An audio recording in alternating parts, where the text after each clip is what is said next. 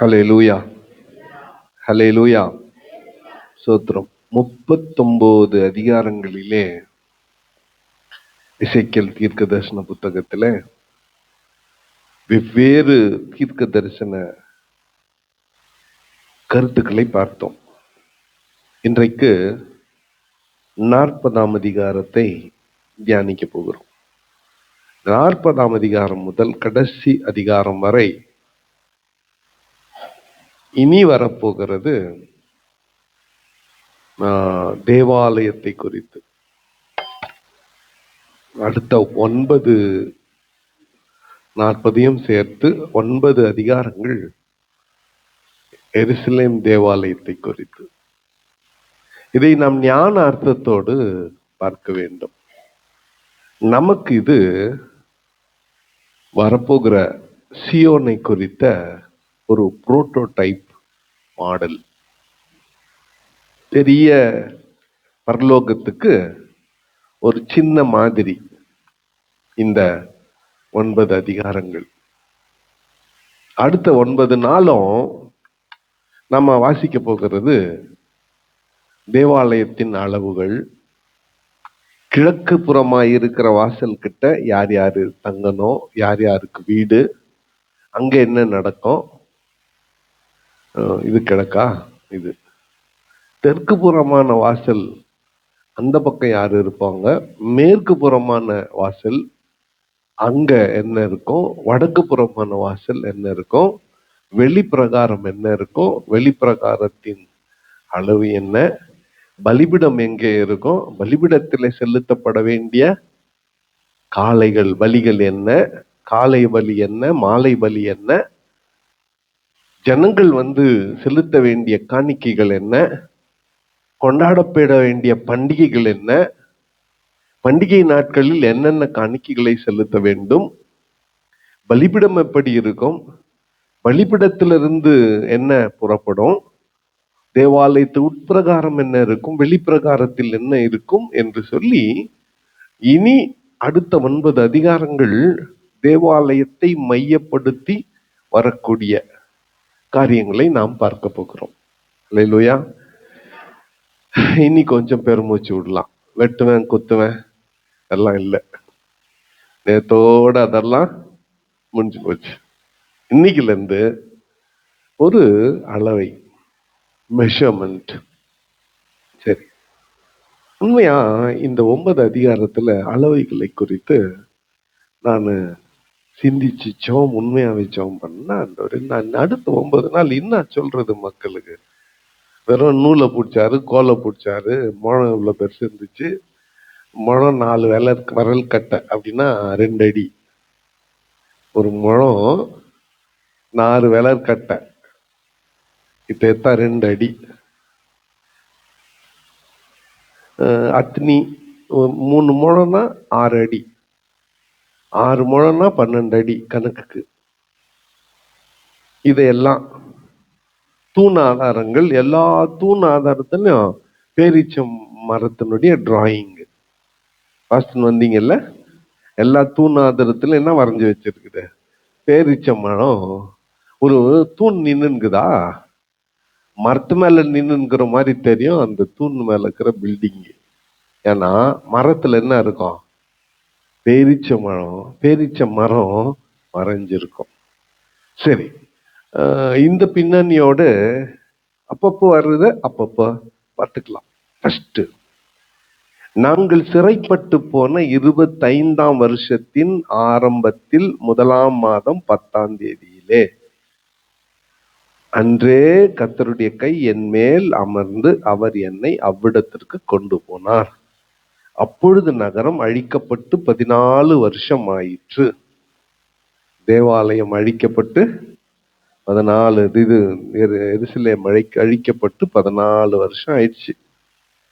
தேவ தரிசனங்களில் அவர் என்னை இஸ்ரவேல் தேசத்துக்கு கொண்டு போய் என்னை மகா உயரமான ஒரு மலையின் மேல் நிறுத்தினார். அந்த மலையின் தெற்காக ஒரு நகரம் கட்டப்பட்டிருக்கிறது போல் காணப்பட்டது. எல்லாமே ஒரு தரிசனம். இது அனைத்தும் ஒரு தரிசனம். ரியலா இருக்கிற கட்டடம் இல்ல, இது எல்லாமே ஒரு தரிசனம். தரிசனத்துல ஆண்டவர் எசேக்கியேலுக்கு காட்டுகிறார். அந்த தரிசனத்துல அந்த நூலை பிடித்து அளக்கிறவர் இருந்தார் பாரு, அவரு 3ஆம் வசனத்திலே என்னை அங்கே கொண்டு போனார். எப்ப பைபிள்ல கொண்டு போனார்னு வந்துச்சோ அது என் ஆண்டவராகிய இயேசு கிறிஸ்து. இதோ அங்கே ஒரு புருஷன் இருந்தார், அவருடைய தோற்றம் வெண்கலமாய் இருந்தது. வெளிப்படுத்தின விசேஷத்துல அவர் கையில் சணல் கயிறும் ஒரு அளவுகோலும் இருந்தது. அவர் அந்த பட்டணத்தின் வாசலில் நின்றார். இப்போ பட்டணத்தின் அளவையும் பார்க்க போறோம், உள்ள இருக்கிற தேவாலயத்தின் அளவையும் பார்க்க போறோம். அவர் என்ன சொல்றாரு? மனுபுத்திரனே, நீ கண்ணார பார்த்து காதார கேட்டு நான் உனக்கு காண்பிப்பதில் எல்லாவற்றின் மேலும் உன் மனதை வை. நான் உனக்கு அவைகளை காண்பிக்கும்படி நீ இங்கே கொண்டு வரப்பட்டாய். நீ காண்பதையெல்லாம் இஸ்ரவேல் வம்சத்தாருக்கு தெரிவி என்றார். ஃபர்ஸ்ட் உன் கவனத்தை நான் காட்டுகிற இந்த பட்டணத்தின் மேலே அல்லது இந்த கட்டடத்தின் மேலே வை. வலது புறம் இடது புறம் சிந்தனைய சிதற விடாத. நான் சொல்றத கவனமா கேளு, நான் காட்டுறத கண்ணார பாரு, உன் மனதை இதுல வச்சு நான் உனக்கு அவைகளை காண்பிக்கும்படி நீ இங்கே கொண்டு வரப்பட்டாய்.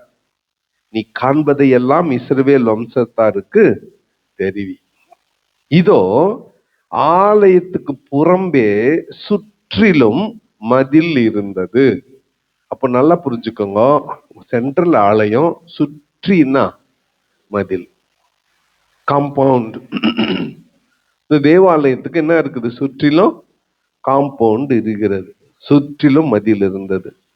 அந்த புருஷன் கையில் 6 முழம் நீளமான ஒரு அளவுகோல் இருந்தது. 6 முழம்னா 12 அடி. ஒவ்வொரு முழமும் நமது கை முழத்திலும் 4 விரற்கட்டை அதிகமாய் இருந்தது. அவர் அந்த மதிலை அளந்தார். அகலம் ஒரு கோலாகவும் உயரம் ஒரு கோலாகவும் இருந்தது. அந்த மதில் அகலம் ஒரு 12 அடி, ஒரு கோல்னா 6. இப்பதான் சொன்னேன்ல, 6 முழம், 1 முழம் 2 அடி. அப்போ 2 கோல்னா 12 அடி.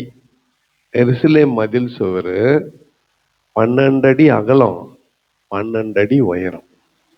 இப்போ இது அப்படியே நம்மளால முழுசையும் மனசுல வைக்க எவ்வளவு முடியுதோ அவ்வளவு ஃபர்ஸ்ட் தெரிஞ்சுக்கலாம்.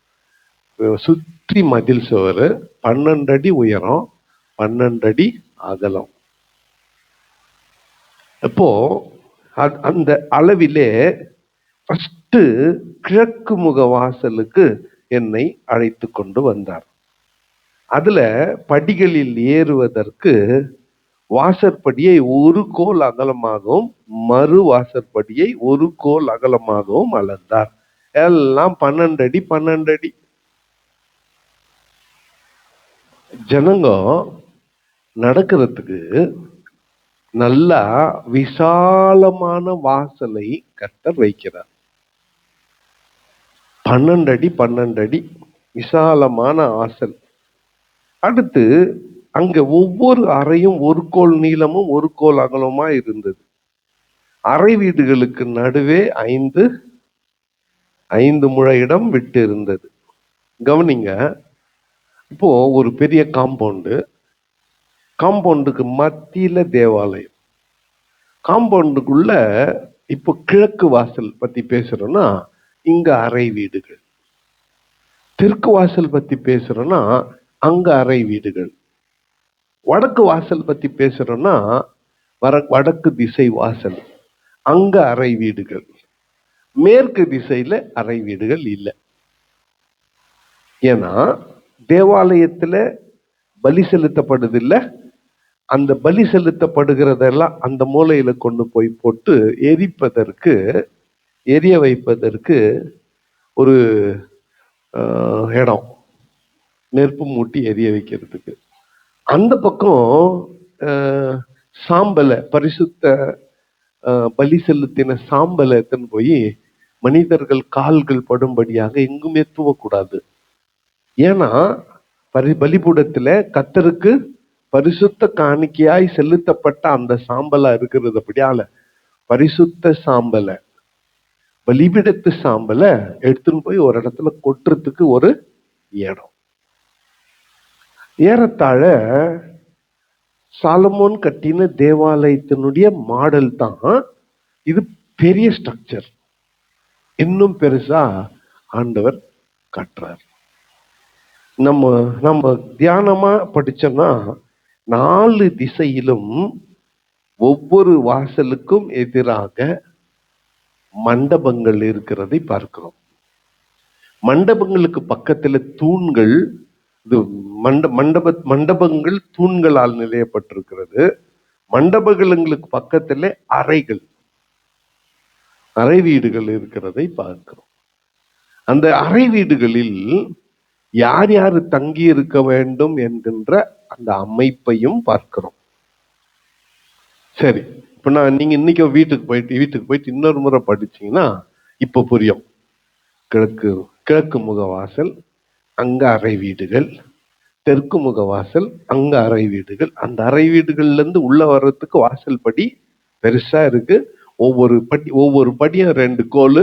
ஒரு கோல் 6 அடி, 12 அடி. அவர் கையில 2 இருக்குது. ஒரு பக்கம் டேப் இருக்குது, இன்னொரு பக்கம் ஒரு கோல் இருக்குது. அந்த கோலுக்கு அளவு இருக்குதுன்னு அளவுகளை சொல்லிட்ட பிறகு இப்படித்தான் மறுபடியுமாக எருசலேம் தேவாலயம் புதுப்பித்து கட்டப்பட வேண்டும். ஏன்னா அது ஏற்கனவே அழிக்கப்பட்டு விட்டது. ஆரம்பத்திலே சொல்லிட்டாரு. அது இடிச்சு எத்தனை வருஷம் ஆயிடுச்சு? 14 வருஷம் ஆயிடுச்சு. தேவாலயம் இடிஞ்சு போய் 14 வருஷம் ஆயிடுச்சு. மறுபடியும் ஆயத்தை புதுப்பித்து கட்டும்போது நான் ஒரு விசாலமான புதிய அளவை தருகிறேன். அந்த அளவின்படி இந்த ஆலயம் கட்டப்பட வேண்டும். ஹல்லேலூயா. ஒரு அல்லேலூயா சொல்லுங்க. நல்லா கவனிச்சீங்கன்னா எல்லாம் துல்லியமான அளவு. இப்போ நாம இந்த ரூஃப் போடுறோம்னு வச்சுக்கோங்களேன். சரியான ஆங்கிள் அதை கட் பண்ணலன்னா ஒரு பக்கம் தூக்கிக்கும். இப்போ பைபிள் காலேஜில் சூரிய ஒளியில மின்சாரம் பெறுவதற்காக அந்த உட்கார வச்சுருக்கிறோம். வெல்டு பண்றோம். என்ன பண்ணிட்டான், ஒன்று கொஞ்சம் இப்படி வெல்டு பண்ணிட்டான். எந்த இடத்துல வச்சாலும் அது செட் ஆகல. அது இப்படி அந்த தூணே இப்படி வளைஞ்சிட்டு இருக்குது. இப்போ ஒன்றும் பண்ண முடியாது. அது உபயோகம் இல்லை. ஆனாலும் அது கொஞ்சம் ஷேப் அடிப்பேன். நான் இதை சொல்றேன்னா, நம்ம மனுஷன் ஞானத்துல செய்யறது தவறி விடுகிறது. ஆனா இந்த 40ஆம் அதிகாரம் வாசிக்கும் பொழுது ஒவ்வொரு மண்டபமும் ஒண்ணு மாதிரி இன்னொன்னு ஒரே மாதிரி இருக்குது, ஐடென்டிக்கலா இருக்குது. ஒரு வீடு இருக்குதுன்னு வச்சுக்கோங்களேன், அறை வீடு. அது ஒண்ணு மாதிரியே இன்னொன்னு இருக்குது. ஒண்ணுக்கும் இன்னொன்னுக்கும் மத்தியில சரியான கேப்பு. இப்போ உதாரணத்துக்கு நம்ம சந்து வீடெல்லாம் கட்டாதப்போ மைன்ஸ் வீடு இருந்துச்சு பாரு.